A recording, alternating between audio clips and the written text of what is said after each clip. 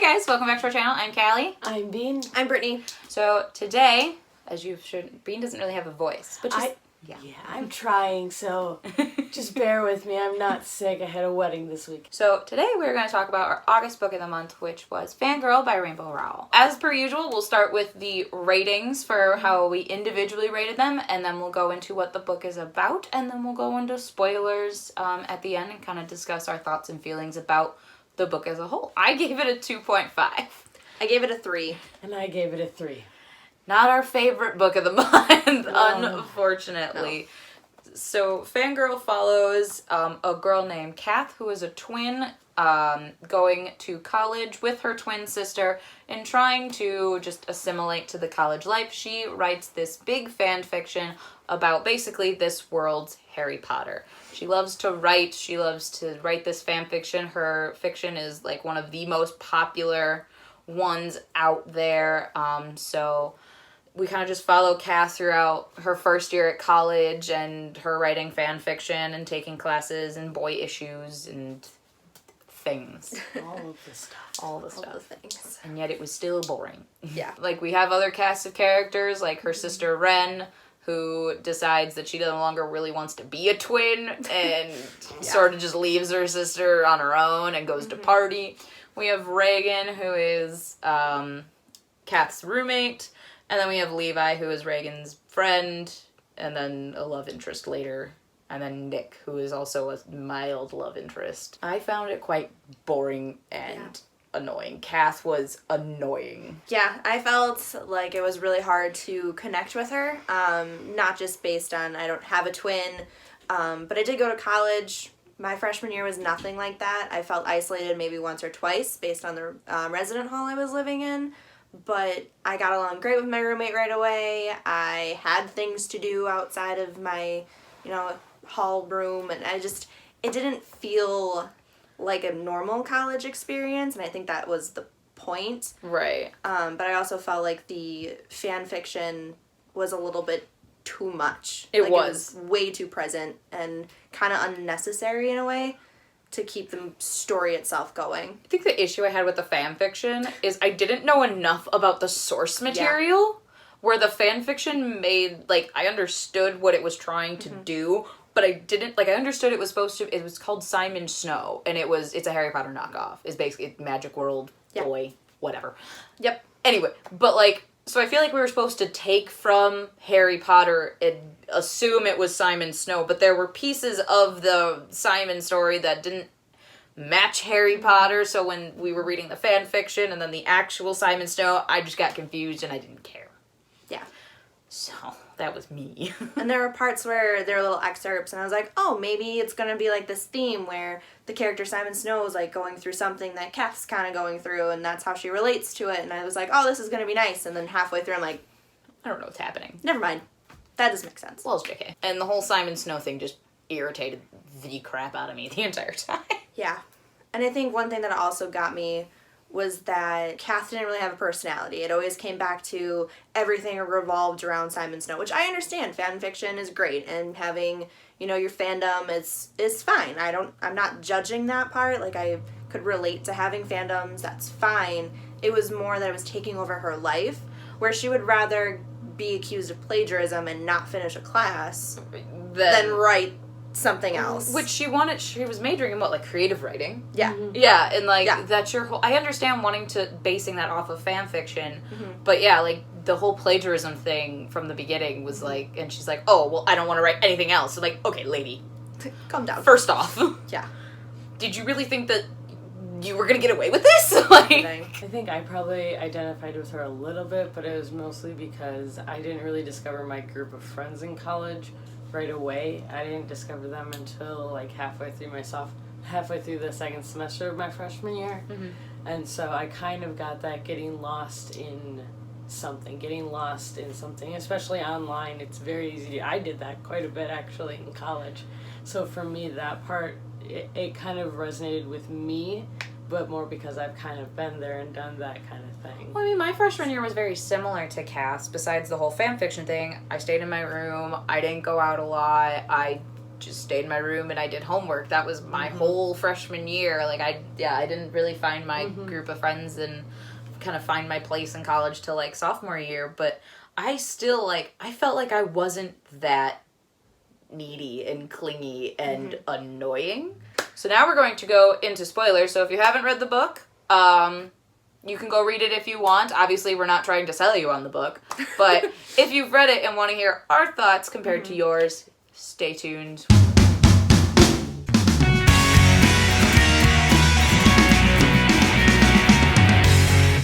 Spoiler town. So I guess later in the book, or like throughout the whole book, there's this theme about the estranged mother of the twins, and you know that there's going to be some form of confrontation. Well, Ren parties too hard, ends up in the hospital, and it's their mom, who Ren had been kind of trying to get to know and build a relationship, and Kath was having none of it. She was busy trying to take care of their dad and do all of that. And she held a lot of resentment for the mom. But it was the mom that called to tell her that Ren was in the hospital, and they had this weird confrontation. Didn't really make sense. It wasn't satisfying to any degree. No. And even when they talk about it later, when the twins talk about it later, Ren's like, oh yeah, she doesn't really do the heavy stuff. I'm like, excuse me. What? Yeah. It was weird, and I just felt like nothing was resolved. Even with, like, Levi. Like, Levi and Kath end up together, and it's cute and adorable, but I just feel like that was super forced. Like, I liked Levi. I liked him a lot. Levi was a fun character. I think he was my favorite. He was. Him and Reagan were awesome. Yeah, they were. They had the most personality out of anyone. They in did. these books. They did. I think just, like, halfway through the book, when they get to the second semester of freshman year, when her creative writing teacher gives her a second chance, she doesn't even try. And that irritated the crap out. That doesn't happen in college. No. Like, No. your professors to really like you. Yeah. Plus, most colleges wouldn't allow that.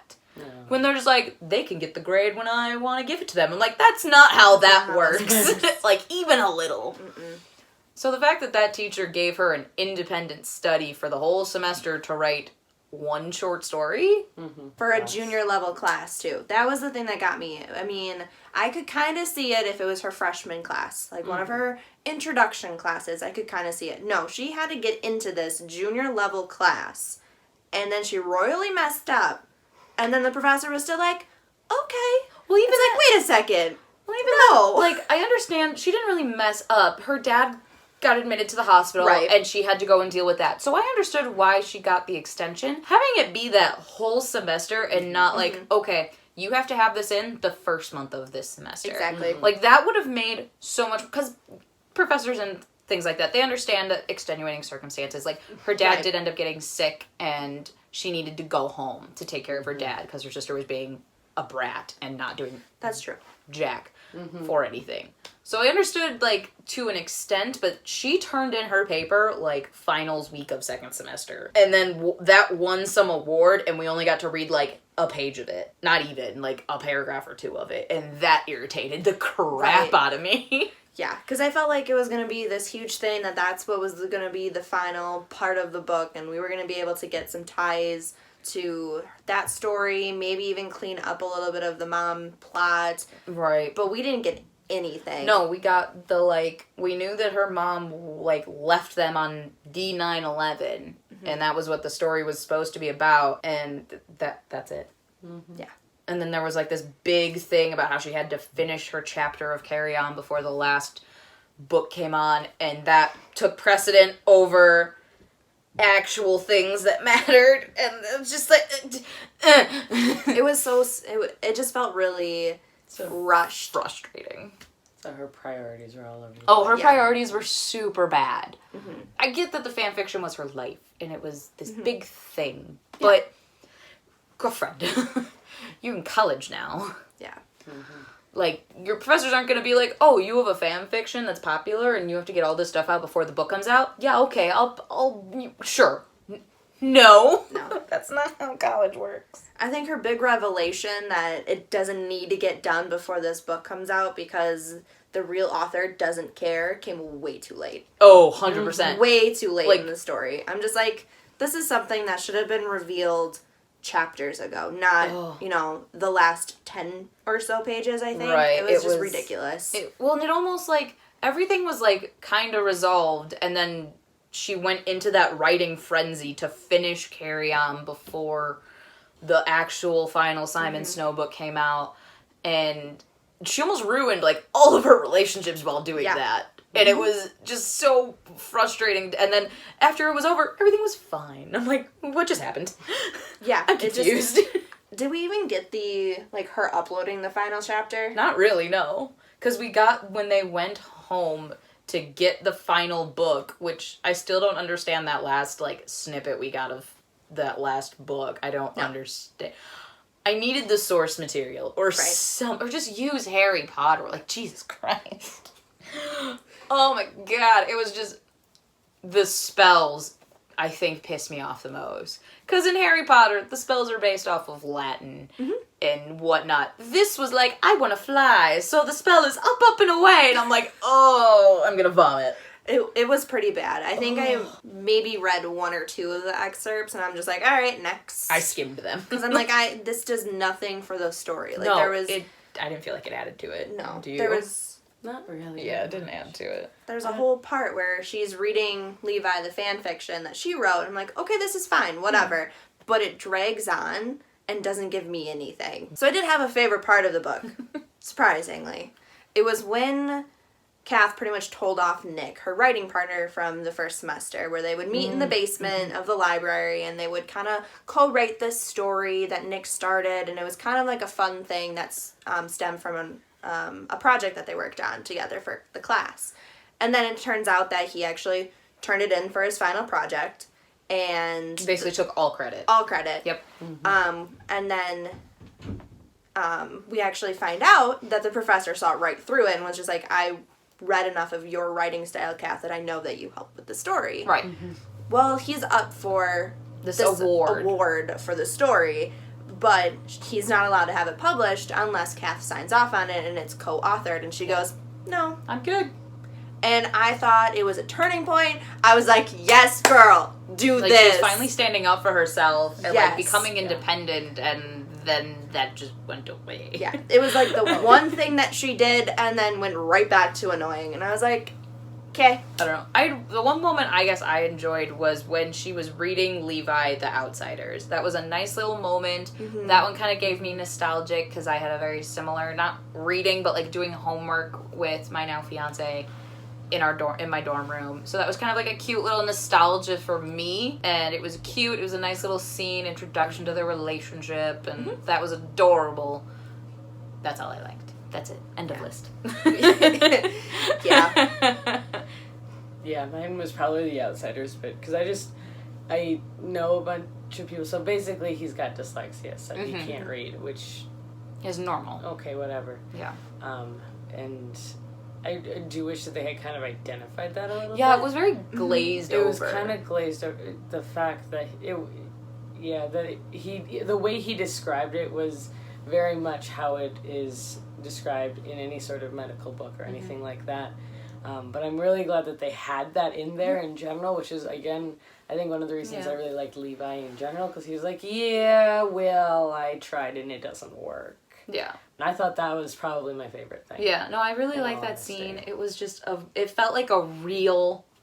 Made him into a real person. It did. Yeah. It gave him more depth, I think. I agree. And I really enjoyed that scene. And I do like that. I feel like Kath had so much potential for depth and everything, and it wasn't explored. The sole focus was the fan fiction. Right. And I feel like the whole problem, every problem stemmed from the except for the mom thing. That stemmed from a whole other source of... That just didn't feel like it needed to be there. Yeah, it didn't feel authentic. It felt so extra. Like she just wanted to throw in something about the mom, the bad relationship. It didn't fit with the story. No. It benefited nothing. None of the characters. It didn't further the plot. It was just unneeded. I feel like that was supposed to be the plot, was the mom but driving. it wasn't, because it was like mom driving Ren and Kath apart. But Mom didn't do anything until the end. Well, I mean, remember, Ren was starting to talk to Mom She was. in the first semester, and that's Right. when her and Kath started to, like, really drift and not talk. Yeah. Also, they Ren just- sucked. Ren did suck. Ren for a while. sucked a lot. Yeah. I understand No, that but- freshmen drink, some freshmen don't. Like, it's Yeah, okay that's either fine. way. Yep. But, I mean, I just feel like it was taken to this weird extreme. It was. And, like, Yeah, I it's- understand, you know, I guess I'm not a twin. I don't understand and went to the same college as my twin and felt the need to distance myself so much from my sibling that I just neglected them entirely. Yeah, that's, Right. Or didn't even try. Ren didn't even try and see Kath's point of view about the mom. Granted, Kath did the same. She didn't try and see Right. Ren's point of view. Yeah. They both kind of sucked in that aspect, but we saw more of Kath, so I kind of feel more empathy towards Kath. But Ren didn't even try. And then, like, she was forgiven way too easily. Way too quickly. Yeah. Yep. I think one thing I kind of want to go back to, kind of Sarah mentioned it a little bit, was the different, like, illnesses, not necessarily, like, straight up illness, but, you know, we've got Levi being dyslexic, and then there's the social anxiety that Kath has, and, you know, the slight borderline alcoholism that Ren runs into. It's just, like, there's so many little things that could have gone so much better. Further and better, yeah. That the author is just like skimming on these lines. And like, I get that it's Yeah. supposed to be a feel good book. I understand that it's supposed to be like this flu fandom thing. But at the same time, there's so many things that they could have done Yeah. to touch on the way it was written that it just fell flat. Yeah, because I thought, like, when the dad got hospitalized with the manic depression or manic... It was a manic. I think It was a manic episode. depressive. Yeah, something like Yeah. that.